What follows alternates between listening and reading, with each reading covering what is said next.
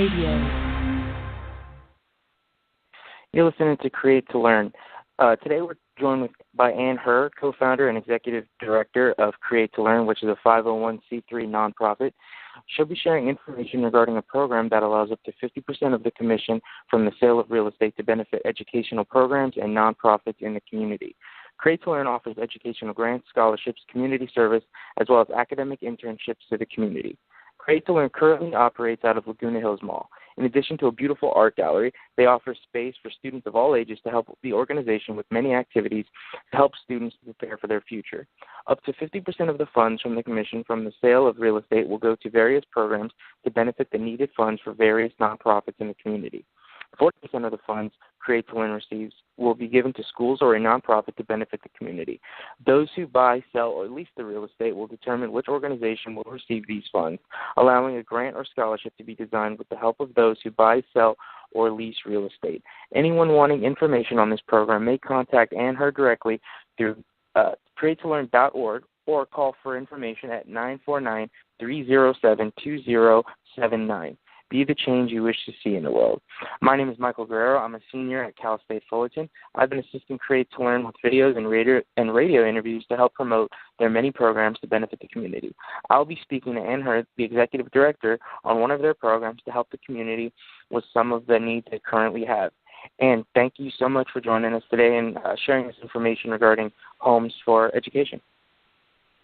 Thank you so much, Michael, for helping us with everything that you've done as well. We're very appreciative. I just want you to know that.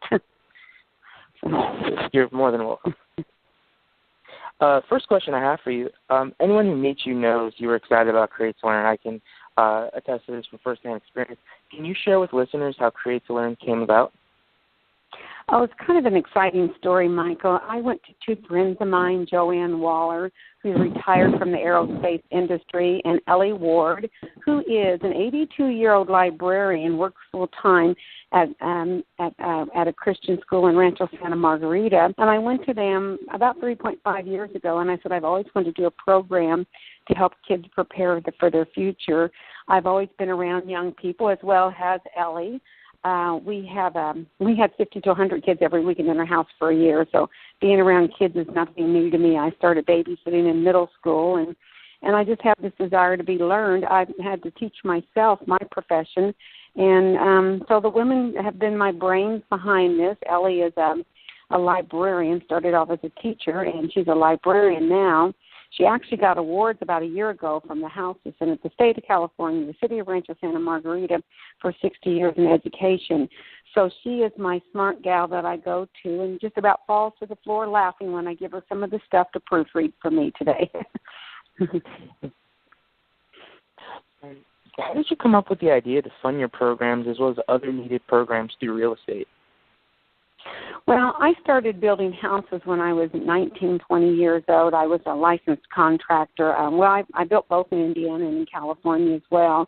As a matter of fact, the Indiana State University produced a presentation on me over 30 years ago to encourage children to seek non-traditional professions.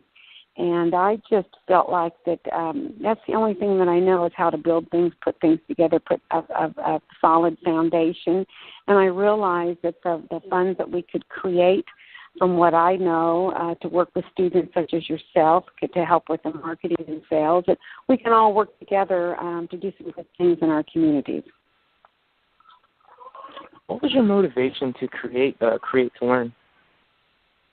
Well, I've been hosting radio shows at UCI for about 10 years, and I have had and I've been interviewing nonprofits, and I hear the same story after story after story from these people that I've interviewed that they need funding. So I thought, what can we do? Because I feel like we should all be doing something in our community. I feel like we should either be in need of help or we should be getting help, and there really should be zero difference in which side of the table you're on. But I've always felt like this would give us an opportunity that we could get out and create some funds to do some really remarkable things. Ellie is she's the most generous person that I know. She's given away so much money. She's helped with so many mission trips, and there's so many people that she can't help. So as our treasurer, I feel very safe that the guidance that she will will use for this program is very needed and very valuable, and we can all rest assured that it will be done the right way.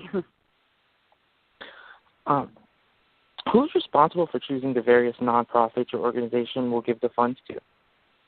Well, that's really exciting news, the way we have this thing structured, because we want to work together with many different organizations. So let's say if you decide that you wanted to purchase a house under the program, you would get to design the scholarship.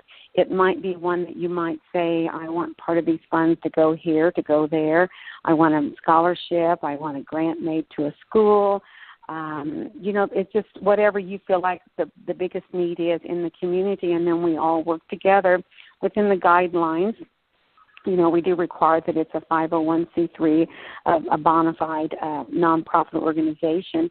But the person that buys the house, sells the house, or leases the house will be determined that. Wow, that all sounds great. That's really great that people get, they know that their money is going towards something very positive. Can you talk to us about your background? Well, I was raised by a contractor and married to a contractor for 13 years. I built large houses from the ground up.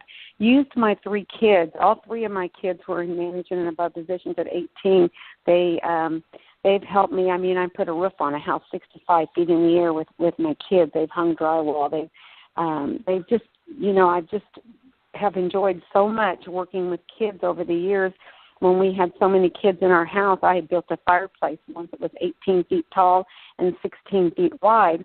When I got the brickwork to the top of the ceiling, in between the ceiling and the roof line, I let my 15-year-old son and his buddy lay those bricks because it wasn't going to show anyway, and then I took it from there. So my background, and I am self-taught. I didn't have anybody that would teach me anything back when I did when I started building houses 40-something years ago. So construction is pretty much my background, and one day I was putting a roof on a house, and my son said, get into marketing and sales. I said, I'm no good at sales. My son said, you're so good at sales, you sold yourself on that. So that's kind of how I got into doing the marketing. So knowing about construction, knowing about if you help enough people get what they want, you're going to get what you want. That's kind of the concept that we all need to adapt, I think, don't you? No, that's very, very impressive. And one can definitely see how your work in one area transitioned nicely into running Create to Learn. I know you feel very blessed to have this beautiful gallery here at Laguna Malls. What has been the feedback from the community on this program? Well, we went to the mall. I stopped by the mall management office and talked to their marketing director, Lynn Muck, and left some paperwork for her about 2 years ago. And then she called me in and asked me if I would be willing to volunteer, which they actually paid us for it. But so I volunteered about 2 years ago, and then about 1.5 years ago, she offered us the mall had offered us a very nice place here that we started our program with. And of course, the mall is under a major renovation right now.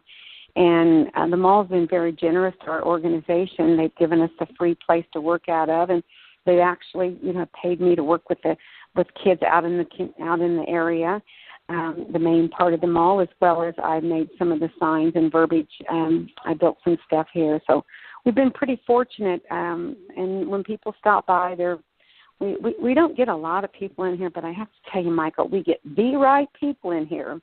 So we had an event here last week, which I have to thank you for creating the video. It was the Laguna Hills Junior Academy came and had a music performance here, and I must say again, you did a great job on that. Oh, thank you. No, yeah, I can attest. I mean, I spent a lot of time here, and it is really beautiful. I encourage all the listeners to come down and check it out and get involved with the program. Is there any other information you'd like to discuss that you haven't talked about yet? Well, I'm just very thankful to have students like yourself that have really made a major impact to help us with our program here. I started doing stuff at UCI, probably that's the University of California, Irvine, for those who don't know what UCI is. Probably back in 2000, I started an art program there where I built these 6-sided tables and took out to the main drag there. And we would, by the end of the day, we would have a table decorated like it was something out of Toontown. And we just watching the art somehow, art makes you smarter. It enhances all your thinking skills. And even though we're not just an art gallery, we like to incorporate art with some of our programs. Like I have a table here that was painted by varsity football players at Irvine High. And I just feel like it's so important that we need that creativity. So having Cal State Fullerton on board that have been very, very, very helpful. I'm excited we have a new group coming in also, and hoping that you've been with me for several months, and I can't thank you enough, Michael. Okay. No, yeah, I've really enjoyed the experience working here. Can you please leave some contact information for listeners? Absolutely. We have many choices where you can reach us at. We have a Facebook account, which was created by Cal State Fullerton. It's Create to Learn OC, and that's TO, Create to Learn OC. Our web address, which was our website, which is also created by Create to Learn, or by Cal State Fullerton, is createtolearn.org. It actually has a very interesting interview on it that was done by one of our students. It has helped me quite a bit, and I was very impressed with the way that was put together. And then our email is createtolearn@yahoo.com. So I think that's probably several ways to get a hold of us. Well, thank you so much for talking with us today, Anne. I encourage all the listeners to go, once again, createtolearn.org. Anne's phone number is 949-307-2079. I'm Michael Guerrero. You've been listening to Create to Learn. Thank you very much.